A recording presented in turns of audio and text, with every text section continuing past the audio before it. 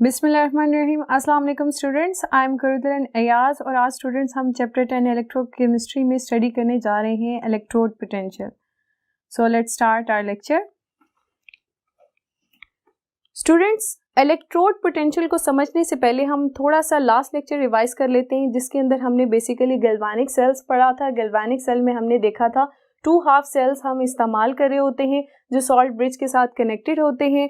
Students, अब यहाँ पर आप अगर हाफ सेल को देखें, हाफ सेल में क्या है कि एक इलेक्ट्रोड को हमने एक सॉल्यूशन के अंदर डिप किया हुआ है। ठीक है, इलेक्ट्रोड बेसिकली क्या है, कोई भी मेटल रॉड है और हम उसको उसी की आयंस के अंदर डिप करते हैं। ठीक है, अब इलेक्ट्रोड पोटेंशियल क्या होता है उसको समझने के लिए स्टूडेंट्स हम यही कंडीशन जो है हाफ सेल वाली यहाँ पर कंसिडर करते हैं कि हमने बीकर के अंदर सॉल्यूशन ले लेंगे और जिस मेटल का सॉल्यूशन लेंगे उसी मेटल का जो रॉड है वो इसके अंदर डिप कर देंगे। ठीक है, जब स्टूडेंट्स ये मेटल है, ठीक है, और ये उसी मेटल का आयनिक सॉल्यूशन है। ठीक है, एन डाल देती हूँ यहाँ पर इस तरह से। ओके, अब स्टूडेंट्स जब मेटल रॉड और उसका आयनिक सॉल्यूशन जो है कांटेक्ट में आते हैं तो 2 तरह के रिएक्शंस हो सकते हैं। एक रिएक्शन कैसा होगा उसे मैं केस 1 के साथ डोनेट करती हूँ कि क्या होगा कि जो मेटल एटम्स हैं वो इलेक्ट्रॉन्स लूज करें और सॉल्यूशन के अंदर आयंस की फॉर्म में एग्जिस्ट कर लेंगे। ये मेटल एटम जो है ये इलेक्ट्रॉन्स रिलीज करेगा यहाँ से, ठीक है, और आयंस की फॉर्म में सॉल्यूशन के अंदर एंटर होता जाएगा। अगर हम स्टूडेंट्स इसको एग्जाम्पल से स्टडी करें तो आप देखें कि हम जिंक रॉड ले रहे हैं, ठीक है, और इसको डिप किया हुआ है हमने जिंक सल्फेट सॉल्यूशन के अंदर। अब होगा क्या कि जो जिंक रॉड पे जिंक एटम्स हैं वो ऑक्सीडाइज होंगे, इलेक्ट्रॉन्स लूज करेंगे और जिंक Zn पॉजिटिव 2 आयंस जो है वो सॉल्यूशन के अंदर एंटर होते जाएंगे। अब क्योंकि जिंक एटम्स जो है इलेक्ट्रॉन्स इलेक्ट्रोड पर छोड़ रहे हैं, वहां पर इलेक्ट्रोड पे क्या चार्ज आ जाएगा, या मेटल रॉड पे क्या चार्ज आ जाएगा, माइनस, और सॉल्यूशन के अंदर Zn पॉजिटिव 2 आयंस की कंसंट्रेशन पहले से अब ज्यादा हो जाएगी। तो ज्यादा कंसंट्रेशन पॉजिटिव आयंस की होने की वजह से सॉल्यूशन में कौन सा चार्ज ज्यादा हो जाएगा, पॉजिटिव चार्ज हो जाएगा। तो इस केस की अगर हम इक्वेशन लिखना चाहें तो मैं ऐसे लिख सकती हूं कि जिंक सॉलिड जो है जिंक आयंस में कन्वर्ट होगा। एक्वस का मतलब है कि सॉल्यूशन के अंदर एंटर हो रहा है और इलेक्ट्रॉन्स रिलीज कर रहा है। ठीक है, अब दूसरा केस क्या हो सकता है, दूसरा केस ये होगा कि स्टूडेंट्स अब आप देखें कि जिंक आयंस जो सॉल्यूशन के अंदर मौजूद हैं वो भी तो रिएक्ट करना चाहेंगे। वो जिंक आयंस जो है मेटल रॉड की तरफ मूव करेंगे और वहां से इलेक्ट्रॉन्स एक्सेप्ट करके जिंक एटम के अंदर कन्वर्ट हो जाएंगे और मेटल रॉड के ऊपर डिपॉजिट हो रहे हैं। ठीक है, तो अब यहाँ पर क्या होगा, क्योंकि जिंक आयंस जो है सॉल्यूशन में से निकल कर न्यूट्रलाइज हो रहे हैं, ठीक है, और मेटल रॉड पे डिपॉजिट होते जा रहे हैं, तो सॉल्यूशन के अंदर पॉजिटिव चार्ज कम हो जाएगा, तो मैक्सिमम चार्ज कौन सा हो जाएगा, नेगेटिव हो जाएगा, और मेटल एटम पे इसी तरह से पॉजिटिव चार्ज आना शुरू हो जाएगा, क्योंकि यहाँ से इलेक्ट्रॉन्स जो है सॉल्यूशन के जिंक आयंस जो है एब्जॉर्ब करते जा रहे हैं और मेटल रॉड पे आप देख सकते हैं कि पॉजिटिव चार्ज आ गया है। तो ये दूसरी कंडीशन की अगर मैं रिएक्शन लिखना चाहूँ तो मैं कुछ इस तरह से लिखूंगी कि जिंक आयंस जो हैं इलेक्ट्रॉन्स एक्सेप्ट करेंगे और ये जिंक एटम बनकर मेटल रॉड पे डिपॉजिट होते जाएंगे। अब इन दोनों केसेस में स्टूडेंट्स आप देख सकते हैं कि एक पोटेंशियल सेटअप डेवलप हो चुका हुआ है between electrode and it's solution. ठीक है, इलेक्ट्रोड पे एक स्पेसिफिक चार्ज है और इसके सॉल्यूशन पे भी। केस 1 में हमने देखा था कि इलेक्ट्रोड पे या मेटल रॉड पे नेगेटिव चार्ज था और सॉल्यूशन में पॉजिटिव चार्ज था। ठीक है, और केस 2 में आप देखें मेटल रॉड पे पॉजिटिव चार्ज आ गया और सॉल्यूशन में क्या कौन सा चार्ज ज्यादा हो गया था, नेगेटिव चार्ज हो गया। तो दोनों केसेस में ये पोटेंशियल सेटअप जो डेवलप हो गया है, इस पोटेंशियल डिफरेंस को हम क्या कहते हैं, that is the electrode potential, या you can say that is the single electrode potential. ठीक है, अब आप देख सकते हैं कि ये जो हम केसेस कंसिडर कर रहे हैं ये हाफ सेल्स हैं, इनको हमने फर्दर किसी वायर के थ्रू किसी दूसरे हाफ सेल के साथ कपल नहीं किया हुआ। ये सिर्फ हम सिंगल अपने हाफ सेल की कंडीशन देख रहे हैं कि इसके अंदर क्या पॉसिबिलिटीज हो सकती हैं। तो हमने देखा कि जब पोटेंशियल सेटअप बनता है इलेक्ट्रोड और उसके सॉल्यूशन के दरमियान, उसको हम क्या कहते हैं, इलेक्ट्रोड पोटेंशियल कहते हैं। स्टूडेंट्स, अब इसके साथ ही अगर आप ये सॉल्यूशन की कंसंट्रेशन 1 मोलर कर लें और टेम्परेचर 25 डिग्री सेंटीग्रेड ले लें, प्रेशर 1 एटमॉस्फेरिक ले लें, तो तब जब इसी तरह का पोटेंशियल सेटअप डेवलप होगा तो हम उसे सिंगल इलेक्ट्रोड पोटेंशियल नहीं कहेंगे, अब हम उसे क्या कहेंगे, स्टैंडर्ड इलेक्ट्रोड पोटेंशियल कहेंगे, और उसे हम ई नोट से डोनेट करते हैं। इट्स मीन कि जब आप पोटेंशियल सेटअप जो है वो स्टैंडर्ड कंडीशंस में स्टडी कर रहे हो तो फिर वो क्या कहलाएगा, स्टैंडर्ड इलेक्ट्रोड पोटेंशियल कहलाएगा। ठीक है, तो यहाँ पर हम लिखते हैं स्टैंडर्ड इलेक्ट्रोड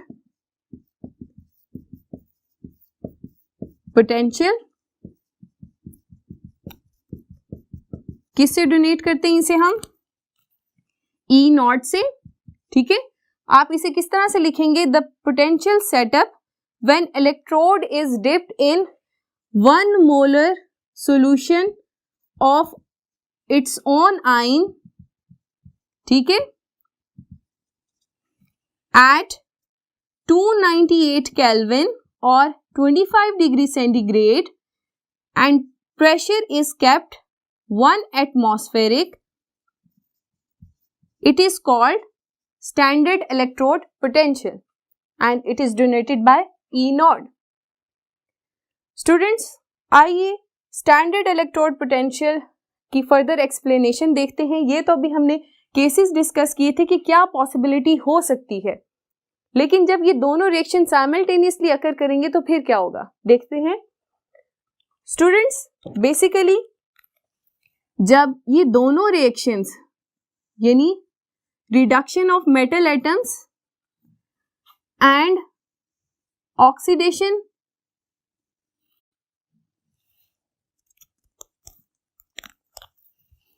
ये देखिए, ये मैं आपके सामने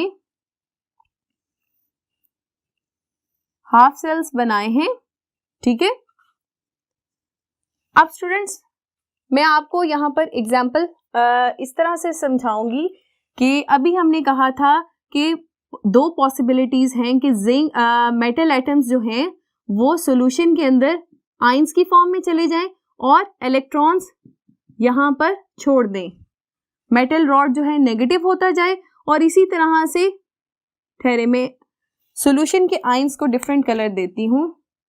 इसी तरह से सॉल्यूशंस में मेटल आयंस जो हैं वो मेटल रॉड की तरफ जाएं और यहां से क्या इलेक्ट्रॉन एक्सेप्ट करके मेटल एटम में कन्वर्ट होके इसके ऊपर ही डिपॉजिट होते जाएं। ये रेड कलर के जो मैं मार्क आपको बता रही हूँ ये वो मेटल एटम्स हैं जो रिडक्शन की वजह से मेटल रॉड के ऊपर डिपॉजिट हो रहे हैं। अब स्टूडेंट्स क्या होगा जब ये रिएक्शन स्टार्ट होगा, अभी हमने मेटल रॉड डिप किया होगा, तो तब क्योंकि जिंक की टेंडेंसी ज्यादा है टू लूज इलेक्ट्रॉन, तो ये वाला रिएक्शन जो है वो बहुत तेजी के साथ हो रहा होगा कि मेटल रॉड पे नेगेटिव चार्ज आता जाएगा और आयंस जो है सॉल्यूशन के अंदर एंटर होते जाएंगे। लेकिन जैसे जैसे टाइम गुजरता जाएगा तो स्टूडेंट्स ये दोनों रिएक्शन जो हैं ये इक्विलिब्रियम में आ जाएंगे।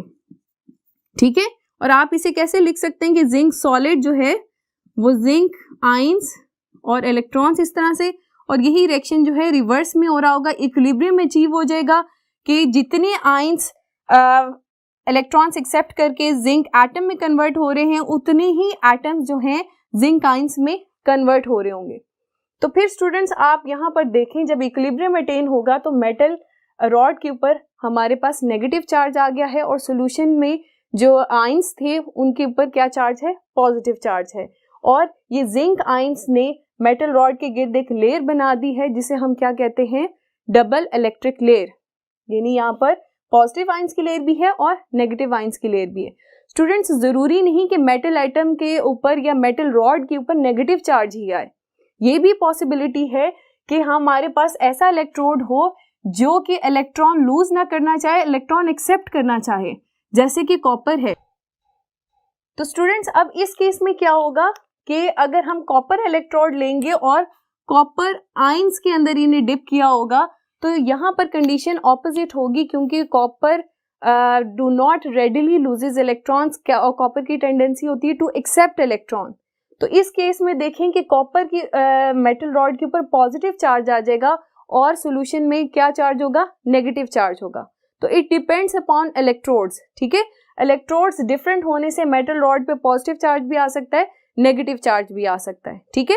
तो स्टूडेंट्स इस इक्विलिब्रियम स्टेट पे आप देखें जो पोटेंशियल सेटअप डेवलप हुआ है, तो इस पोटेंशियल सेटअप को एट स्टैंडर्ड कंडीशंस हम क्या कहते हैं, that is standard electrode potential, ठीक है स्टूडेंट्स। अब नेक्स्ट हमारे पास क्वेश्चन आता है कि हम इस इलेक्ट्रोड पोटेंशियल को मेजर कैसे कर सकते हैं, ठीक है। मेजरमेंट ऑफ इलेक्ट्रोड पोटेंशियल, ठीक है। तो इसका सिंपल सा आंसर है कि स्टूडेंट्स हम इस हाफ सेल को क्या करते हैं कि एक स्टैंडर्ड हाफ सेल के साथ कपल करवाते हैं। उस स्टैंडर्ड हाफ सेल की जो आपके लिए इलेक्ट्रोड पोटेंशियल हमें नोन होता है, ठीक है, वो स्टैंडर्ड हाफ सेल हम इस्तेमाल करते हैं हाइड्रोजन इलेक्ट्रोड, ठीक है, जिसकी हमने आर्बिट्ररी इलेक्ट्रोड पोटेंशियल 0 कंसिडर किया हो, ठीक है। क्योंकि हाइड्रोजन इलेक्ट्रोड का जो इलेक्ट्रोड पोटेंशियल है वो 0 होता है, इस वजह से स्टूडेंट्स जब आप देखें अपने हाफ सेल को स्टैंडर्ड हाइड्रोजन इलेक्ट्रोड पोटेंशियल के साथ कपल करते हैं तो जो वैल्यू वोल्ट मीटर पे आती है वो सिर्फ हमारे हाफ सेल की आती है। मतलब जिस इलेक्ट्रोड की हम इलेक्ट्रोड पोटेंशियल मेजर करना चाहते हैं उसी की वैल्यू जो है वोल्ट मीटर शो करता है, क्योंकि स्टैंडर्ड हाइड्रोजन इलेक्ट्रोड की जो वैल्यू हम कंसिडर कर रहे हैं दैट इज 0, ठीक है। याद रहे स्टूडेंट्स कि हम कन्वेंशनली 0 कंसिडर करते हैं, इसका ये मतलब नहीं है कि ये 0 ही होगी, क्योंकि हमें एक रेफरेंस चाहिए होता है। इस वजह से हम स्टैंडर्ड हाइड्रोजन इलेक्ट्रोड का जो इलेक्ट्रोड पोटेंशियल है उसे 0 कहते हैं। याद रहे आप कभी भी ये मत लिखिएगा कि standard hydrogen electrode potential is equal to 0, equal नहीं है, आर्बिट्ररी कंसिडर एज 0, ठीक है, ये बात याद रखें। आइए स्टूडेंट्स अब हम फर्दर जो क्वेश्चंस इस टॉपिक से रिलेटेड हैं उनको सॉल्व करते हैं। स्टूडेंट्स क्वेश्चन नंबर 8 है हमारा, single differentiate between single electrode potential and standard electrode potential. तो स्टूडेंट्स हम इसे कैसे डिफरेंशिएट करेंगे, सबसे पहले हम इनकी डेफिनेशंस लिखेंगे कि सिंगल इलेक्ट्रोड पोटेंशियल क्या है। The potential setup when electrode is dipped in solution of its own ions is called standard electrode potential, ठीक है, सॉरी स्टैंडर्ड नहीं आएगा, that is single electrode potential, single electrode potential. और इसी तरह से स्टूडेंट्स हम स्टैंडर्ड इलेक्ट्रोड पोटेंशियल की कैसे डेफिनेशन लिखेंगे, the potential setup when electrode is dipped in 1 molar solution of its own ions at 298 Kelvin and 1 atmospheric pressure is called standard electrode potential, ठीक है। नेक्स्ट इसका पॉइंट होगा कि single electrode potential can be measured at any concentration, it is measured at any concentration, ठीक है, of solution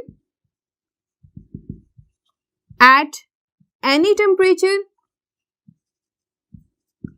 and at any pressure, ठीक है।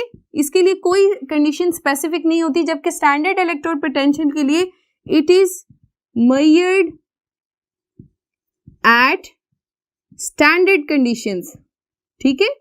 ये सिर्फ और सिर्फ स्टैंडर्ड कंडीशंस पे ही मेजर किया जाता है एंड फॉर 1 मोलर सॉल्यूशन, ठीक है, यानी हम इसे 1 मोलर सॉल्यूशन की कंसंट्रेशन के लिए स्टैंडर्ड इलेक्ट्रोड पोटेंशियल जो है हम तब मेजर करते हैं जब हमारे सॉल्यूशन की कंसंट्रेशन क्या होती है, 1 मोलर होती है। ठीक है स्टूडेंट्स, तो ये हमारा क्वेश्चन नंबर 8 था जिसके अंदर हमें डिफरेंशिएट करना था between single electrode potential and standard electrode potential.